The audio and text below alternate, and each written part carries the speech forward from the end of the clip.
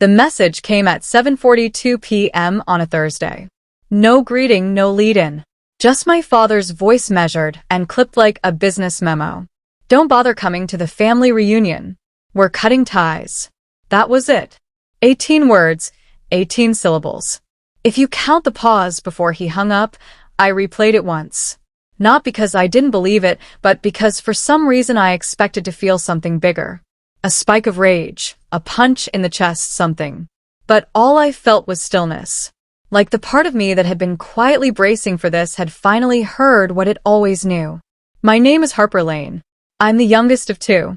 My father, Warren, built Lane Auto Care from the ground up, first as a mechanic, then a franchise owner, then a regional chain operator.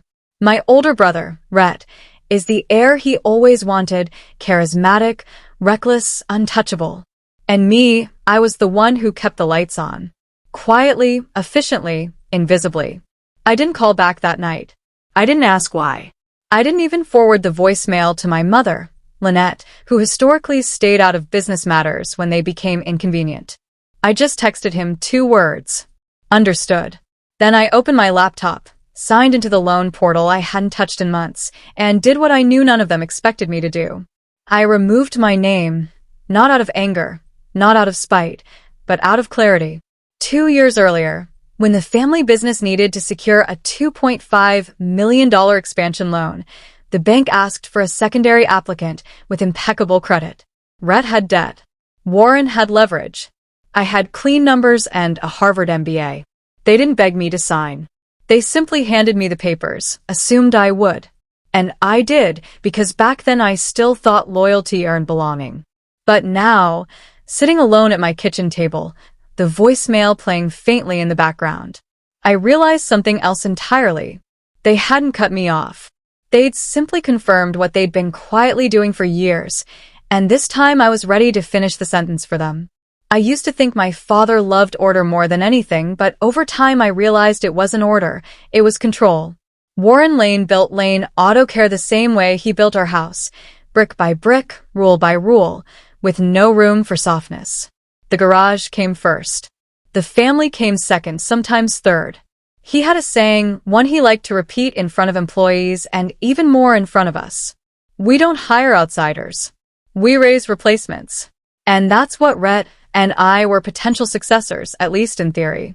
Rhett was 3 years older, louder, bolder, and always walking just slightly out of reach of responsibility. But he had the charm Warren respected, a swagger my father recognized in himself. So Rhett got the praise, the second chances, the leeway. I got the clipboard. By 12, I was logging tire shipments into QuickBooks. By 16, I was managing payroll at the 3rd location during spring break. I didn't ask. I was told no thank yous, no questions, just the unspoken expectation that I'd be wherever the business needed me available, obedient, tireless. My mother, Lynette, wasn't cruel. She simply disappeared inside her role, hosting dinner, folding invoices into envelopes, smiling through meetings, then pulling me aside after to remind me your father's building something for us. Be grateful, sweetheart. So I was, or I tried to be. I studied hard, got my MBA, turned down a corporate logistics offer in Chicago because Warren said family before ambition. He needed someone to help with the regional expansion. Rhett apparently was focusing on vision. I focused on everything else. When the opportunity came to secure funding for a new headquarters, I negotiated the lease, compared rates across 6 banks, landed a deal with favorable terms and a 3-year interest lock. But the bank wanted a second signer. Rhett couldn't. His credit was trashed. Warren didn't want to jeopardize personal assets, so they turned to me. No big speech, no dinner. Just the papers on the table and a pen already uncapped. I hesitated, maybe for half a second.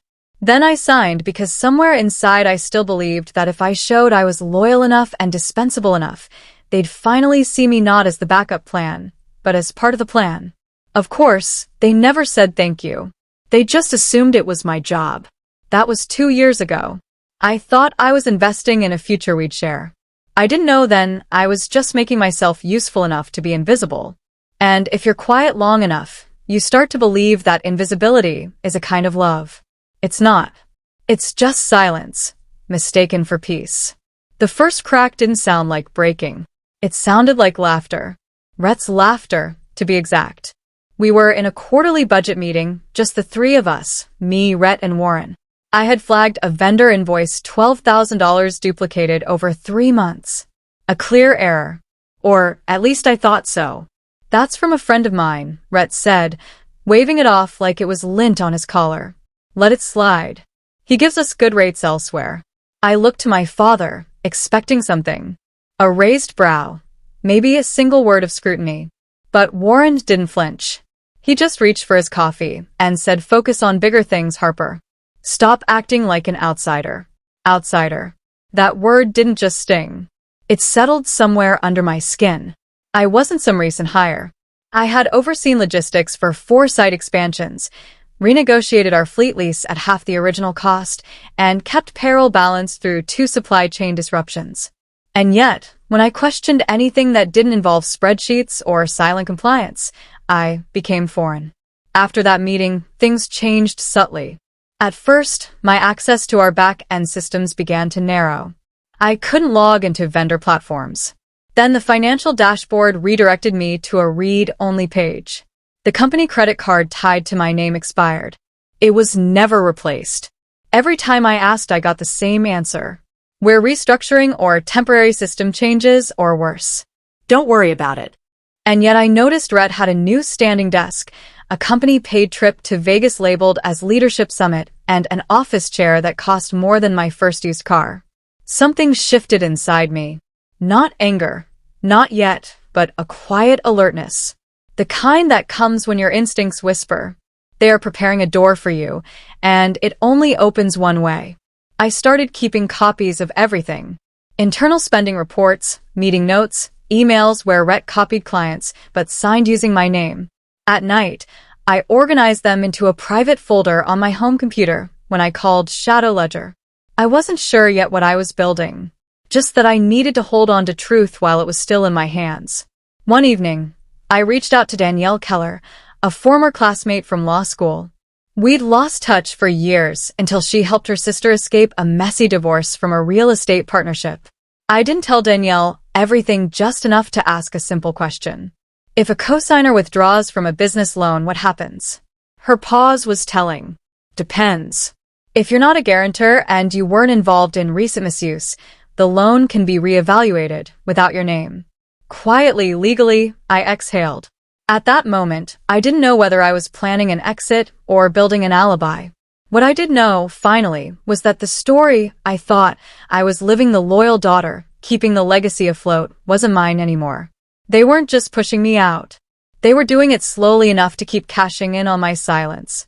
It was a Thursday morning in early spring when the final piece clicked into place.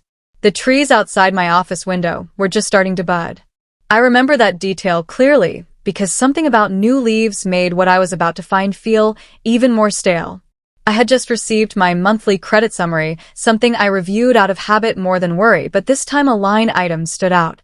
Lane Holdings Deferred Payment Review. I hadn't seen that name used in years. It was a shell corporation Warren once created for real estate holdings dormant, or so I thought. Curious, I dug deeper. What I found wasn't surprising. It was worse.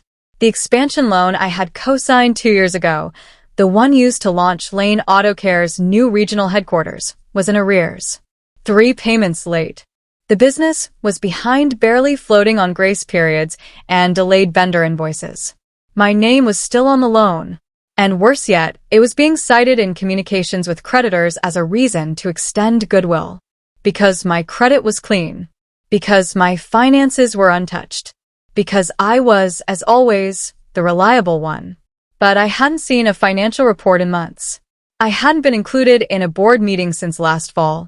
And the last time I asked Rhett for an update, he replied with a winking emoji and "No worries, sis. Big vision coming."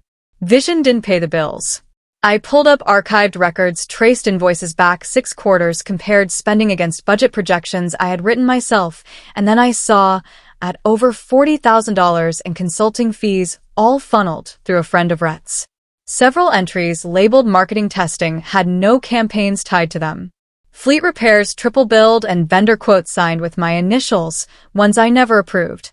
It wasn't mismanagement. It was orchestration. That same day, I met with Danielle again, this time in person. We sat across from each other in a quiet booth at a coffee shop she liked near the courthouse. I showed her everything. She flipped through the documents slowly, lips pressed, eyes steady. When she reached the cosign loan agreement, she stopped.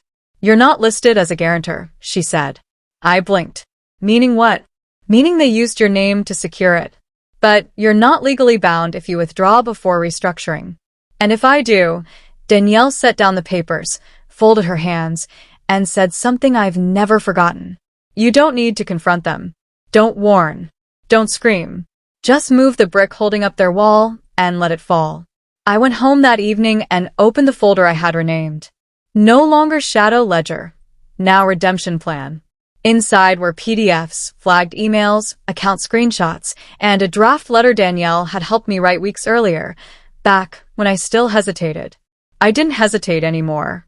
They hadn't just pushed me out. They had used me until they assumed I had no more left to give. And maybe I didn't. But I had one thing left to take my name. It took 4 minutes. That's how long the portal stayed open once I logged in using the administrative credentials I had created 2 years ago, back when I still had full access, back when I thought I was building something real. The screen flickered once, then showed a notice applicant status active modification options available. I clicked remove. Then I uploaded the signed withdrawal letter Danielle, and I had finalized 3 weeks earlier. I typed in my PIN submitted. No alarms sounded. No confirmation emails. Just a quiet message in gray text at the bottom of the screen. Update received. Processing pending compliance review. It was done. The next step was risk control. I emailed the bank's loan manager, a man named Keith Horner, someone I'd negotiated with during the expansion phase. I attached a summary of financial discrepancies, vendor fraud, altered signatures, and access restrictions indicating internal exclusion. I was careful, clear, professional. What I didn't include was emotion. Within the hour, the bank froze the operating account tied to Lane Holdings and triggered an internal review of the loan. Quietly. No call to my father. No memo to Rhett. Just a pause. A blinking cursor in their system where once there had been blind trust. While they scrambled, I moved. I contacted my personal accountant, Sabrina Kim, someone I trusted from my grad school years. We reviewed my exposure, ran simulations on worst-case scenarios. She confirmed what Danielle had said. No liability, no credit damage, not even a legal obligation to notify them. The trust one had moved my savings into last month was protected. That night, for the first time in years, I left my phone on silent and actually meant it. I slept. When I woke up the next morning, there were already 32 missed calls. By mid-afternoon, there were 78 from my mother, 13 from my father, 7 from Rhett, and 1 from a number I didn't recognize until I played the voicemail. It was Gordon Maddox, their longtime company accountant. His voice was high-pitched, panicked, almost cracking. "Harper, call me now. This is serious. The loan's collapsing. The bank pulled support. We're at risk of default. You need to fix this. Do you hear me? You have to fix this." I listened to it twice, not because I didn't understand what he meant, but because it sounded like justice. And justice, when it finally arrives, doesn't scream. It echoes. By early evening, Rhett sent his first text. "What the hell did you do?" And then another. "You're overreacting. We could have handled this internally, but the word we didn't land anymore." There hadn't been a we in a long time. Later that night, my mother left a voicemail, not angry, but quiet. Trembling. "Sweetheart, what's happening? Your father says the bank froze everything, that they might recall the loan. Did you sign something?" I did, but I didn't explain. I called her back. Let the line ring twice. I removed my name. That's all. Her breath caught. "But you? You can't just do that." "Actually, I can," I said. And I did. She paused. "Harper, this affects all of us." "No," I replied calmly. "You made sure it didn't." And then I hung up, not in anger, in completion. They picked the restaurant we used to go to for birthdays, Leona's Old Brick Walls, Too many ceiling fans, and the private room near the fireplace where we'd once blown out candles and clinked glasses of ginger ale. But there were no balloons this time, no cake. Just my parents, Warren and Lynette, sitting stiff at one end of the table and Rhett staring at his phone, pretending this was beneath him. There was also an empty chair waiting for me, as if they still believed I could be summoned. I arrived 15 minutes late on purpose. I wore gray slacks and a button-down blouse, neutral, unreadable. Danielle had once told me power doesn't shout. It arrives without apology. Rhett stood when I entered. Thanks for coming. I didn't come for you, I said, taking the chair slowly. Let's not waste each other's time. Warren leaned forward, eyes fixed on mine. You made your point loud and clear. No, I said. Voice calm. The bank made my point. I just stopped protecting your lie. His jaw tightened. Lynette shifted uncomfortably. We're trying to hold this together, he said. You think you're punishing us, Harper, but you're punishing the legacy your grandfather built. I looked at him steady. Grandpa built a garage. You turned it into a dictatorship. Rhett scoffed. Oh, come on. We gave you everything. You gave me a job, I said, meeting his gaze. Not a voice. The silence that followed was dense, almost warm, like a room that had finally stopped pretending to be anything else. Then Lynette, my mother, spoke almost in a whisper. What do you want, Harper? That was the question, wasn't it? Not revenge. I had already taken that. What I wanted now was clarity. I reached into my bag and placed a sealed envelope on the table. This is a signed affidavit confirming I've permanently withdrawn from the company loan, the board, and all business operations. You will never use my name again. Warren opened his mouth, but I raised a hand. I'm not finished. I took a breath. I'm also submitting an anonymous tip to the state auditor. There are funds missing, vendors unpaid, payroll inconsistencies. I slid the envelope forward. It's your mess now, fully legally. Rhett's face turned red. You're destroying us over ego. I'm not destroying anything, I said, standing. I'm just removing the illusion that I was ever part of it. I turned toward the door behind me for the first time in my life. My father said the one word I never expected to hear. Harper, please. I paused, not from hesitation, but from satisfaction. You left a voicemail telling me we were done, I said, without turning around. I'm just agreeing with you formally. And then I left. The story made it into the papers, not the big ones. Just a quiet piece in a local business digest. Lane Auto Care faces financial turmoil amid internal disputes. I didn't leak it, but I knew who did. Danielle called me 2 days later, her voice half serious, half smiling. When people lose power, she said they look for someone to blame. They just didn't expect that person to have already walked away. After that, the voicemails turned sharp for my father. You ungrateful child. We built that business for you. You're ruining your future from Rhett. You think you're clever, but you'll need us someday from Gordon Maddox, the accountant. Do you even understand what this means? You've destroyed their legacy. But here's the thing. No one said out loud. They destroyed it long before I pulled out. They destroyed it when they used my name, but denied me a seat at the table. When they decided I was a threat, not a daughter. When they made me invisible, now the loan was caving and the accounts frozen. The vendor contracts unraveling, and me. I was untouched. No legal blowback, no financial damage. My credit intact, my savings secure. I forwarded the last voicemail to Danielle, then deleted the rest. I took my phone off silent, and for the first time in years it stayed quiet. No crisis, no requests, no fires that only I could put out. I moved into a small loft in downtown Portland. Nothing fancy. Just sunlight, clean windows, and space enough for both a desk and peace. I started consulting quietly, helping small women-led startups avoid the kind of traps I'd lived through. Not because I needed purpose, but because I already had it. 3 months later, an envelope arrived at my new address. No return name, just the bank's logo and a tracking barcode. Inside was a single sheet of paper. This letter confirms that the commercial loan associated with Harper Lane has been formally withdrawn and restructured. No further obligation remains. No action required. No thank you, no apology, no spin.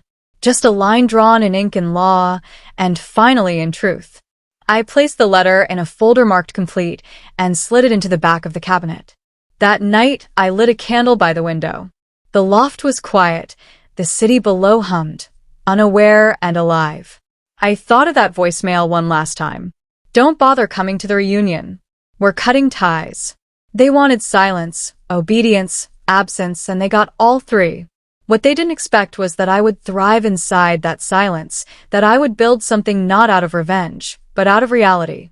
I poured a glass of wine, opened a new client file, and wrote one line at the top. You're not difficult. You're just finally visible. And then I kept going.